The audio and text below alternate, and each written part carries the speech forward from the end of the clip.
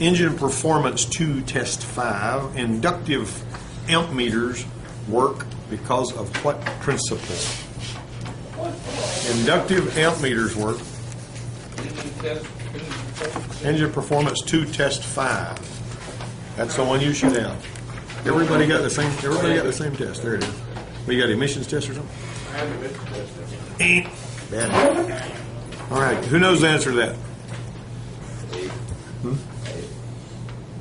Well, no. We talked about voltage drop a lot, but it's actually C. A magnetic field surrounds anywhere carrying a current. A magnetic field surrounds anywhere. What's the answer? Yeah, that's C. A magnetic field surrounds anywhere carrying a current. A meter used to measure amps is called a what? That's a D, ammeter. Ammeter. They don't say amp meter, they call it ammeter. Now, voltmeter should be connected to the circuit being tested how? How should it be connected? In series, in parallel, only when no power is flowing, or both A and C? Both A and C. There's going to be B in parallel. You can connect it when power is flowing. Now, an ohm meter should not be connected to a circuit when power is flowing. You know why? Because you won't get a good reading. That's why you just leave it there. You got that? Everybody got that, right? All right, now let's look here at the next one here. Number 4, an ohm meter should be connected to the circuit being tested. A, with current flowing, wrong. B, when connected to the battery of the vehicle, power of the meter, wrong. C, only when no power is flowing. Only when no power is flowing. 5. What is a high impedance meter? High impedance meter is a meter that will not let any current flow. All right, and I'll tell you what I mean by that. If I take a meter, like a Simpson meter that I actually put in the bid sale that was over here, all right, that Simpson meter and meters that are not high impedance, that Simpson meter may not qualify like that, but like a test light, low impedance test light, if you take the test light and I hook it up to ground and I touch it to the ground, the side of this relay is supposed to trigger it, that test light bulb will flow enough current to click that relay. Okay. A high impedance test light or meter will not energize the relay. You can measure what's there, but you will not energize that relay. And a lot of these meters, even these cheapest test lights that you can buy at a parts house now, they're making them high impedance. And I don't like that, because when I'm checking relays and stuff, I like using my test light to close that relay. See what I mean? I like that test light to carry a little current. And if a high impedance light, if I've got a circuit that has got a bad connection and won't carry a load, I can energize, and I can put my light to that thing, and that little low impedance light will light up. And it'll tell me, yeah, there's voltage here, but my high impedance light is going to burn the bulb dim, and it's going to tell me there's not enough current there. Right. See what I'm saying? So, a low impedance light, in most cases, automotive is more valuable than a high impedance light. And they're always terrified that you're going to, burn up the engine controller or something like that with a test light. You did something stupid. Yeah, everybody should know that you're not going to use a test light to measure your throttle position sensor voltage. That's just silly. Although I tell you what, I have seen people do that. And it didn't hurt the computer either. Just it would actually light it up a little bit. But anyway. One way or another, that's what the high impedance is. High impedance, number 5, has high internal resistance. That's basically what that means. A meter that is set to DC reads on the 4-volt scale. The meter leads are connected to a 12-volt battery. What's it going to display? 12 volts? It's on the 4-volt scale, remember? It's going to read OL. You ever seen that? Out of limits, or that's what that's supposed to stand for, I believe. Or I have heard other people call that overload instead of out of limits, whenever it reads like that. What could happen if the meter leads were connected to the positive and negative terminals of the battery while the meter and leads were set to read amps? It's going to blow the internal fuse. And ladies and gentlemen, if you're using one of those expensive flute meters, you're going to have to buy an expensive fuse to go in it. $6-7 a pop for the fuses. And so if you use one of my little yellow ones and you blow the fuse in it, you can buy a pack of fuses at Radio Shack for $1 or something. But I mean, it'll still carry 10 ounce is all it's going to carry. You see where I'm going with that? I mean, this one here will measure 10 ounce. These little $10 meters will measure 10 ounce.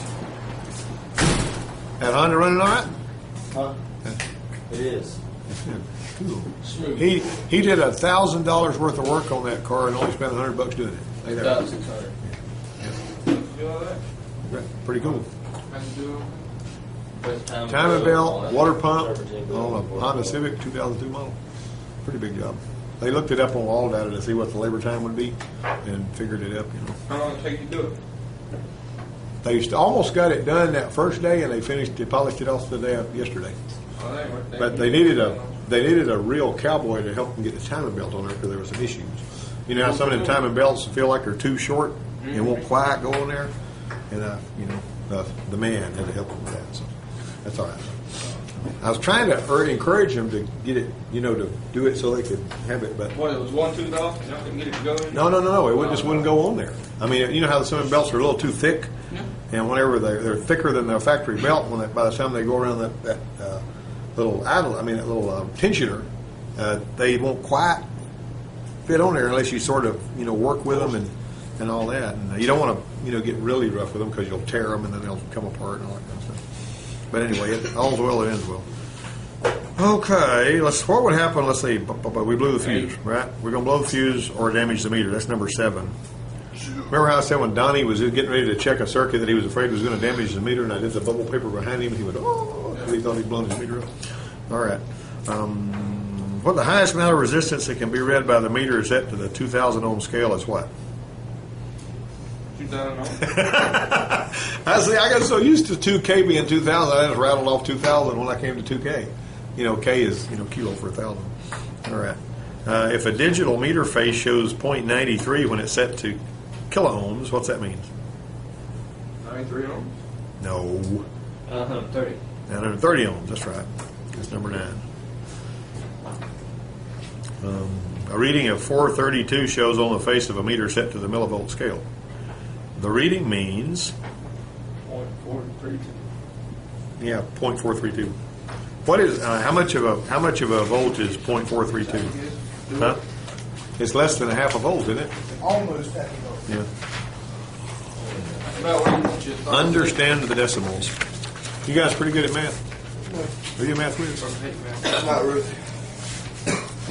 Hey, this all I can do math. Math is good. It is our friend.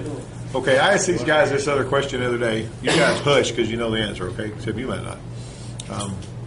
And engine stuff, right? So I will start out by telling you a millimeter is equal to 40 thousandths of an inch. Remember that? A millimeter is equal to 40 thousandths of an inch.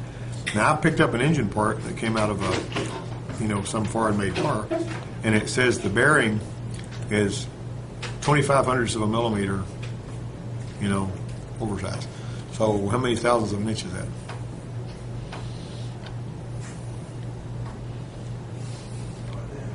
I gave you all the information you needed. It's not that hard. Tell them how it works. Alright, you said 1 millimeter equals 40,000. Yep. And what was the? 25 hundredths of a millimeter. And I want to know how many thousandths of an inch that is. How many thousandths of an inch is 25 hundredths of a millimeter? 10? 10 thousandths. How did he know that quick? Because all you got to do is split the millimeter into 4 parts, right? No, there's no way. Yeah. Because you already see if the 25 hundredths is a fourth of a millimeter, and I've already told you a fourth of a millimeter is 40,000. Now, what was really something was I asked a whole gaggle of high school kids that in here, and they were all deer. It took me about 2 or 3 minutes. Yeah, deer in the headlights all over the place, and most people can't answer that because if you're looking at them, they shut down. Well, Gene walked into the shop, didn't have no idea I was going to ask him that, had never heard it before, and I asked him that question, and I says, 40 thousandths of an inch, 1 millimeter, all right? And then I says, 25 hundredths of a millimeter is how many? 10 thousandths. Bam, just like that. I mean, because he's constantly working that stuff in his mind. Gene rolls numbers in his mind all the time. Ask him about the lights in the shop, and he'll tell you. Do you know how many lights how many volts these lights in the shop are running on? The ones in the ceiling? 277 volts. And he'll tell you exactly how he comes to that figure, and I'll just just spits it right out, you know. But if you're used to doing that stuff in your head, you'll be able to do it. But if you just say, I can't. One time I went to get some gas in Dothan years ago. With all due respect to this high school I'm about to mention, I'll call it ex-high school. You know, it's not Dothan High; it's a different one. And I go over there and I said, this kid was there behind the cash register. His cash register was down, and I gave him $1, and he owed me some change back, and he didn't know how to figure out change for $1. And I said, can't you do change for $1? Because you know your cash register usually does it for you, you know. But his cash register was down or something. And he goes, hey, give me a break. I went to such and such a high school. Huh? Like that was his excuse for not being able to even make change for $1 because he went to that particular high school. You see, I mean, it's a joke when the kid that went to the high school bears it as a badge of honor that now I don't know anything because I went to that high school. What's wrong with this picture? You see what I'm saying? Anyway, got to be able to make that happen. Okay. Which of these is safe for use in circuits with electronic components? What are you going to look at?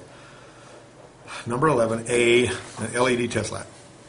Which device illuminates a different color when connected to power or ground side of the circuit? Power probe. Well, power probe, but that's not. Logic probe. Oh, I thought that was. You know what? Logic probe is wonderful for doing power window troubleshooting. Because you got this thing. This is how it works, guys. I mean, I got one here to show y'all. You get power. You get the battery, power and ground, and you carry this little thing. It's got a long cord on it, and it's got a light so you can see what you're doing.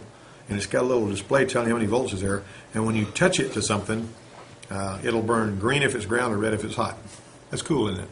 Then you operate your power window switch back and forth, and it ought to swap from red to green. Then you move it to the other terminal, it'll swap from red to green. If you want to feed some power in there, you can work a little rocker switch. Or if you want to feed it ground in there, you can do that. And it's got a little circuit breaker in it. And it's got a little beeper, too. But it's cool. It costs $100. But a cord, I mean, you can plug an extension cord that it comes with, and you can reach from, that corner of the room way out yonder. I mean, it's real long. And here's another thing we can do. And we're doing electrical stuff.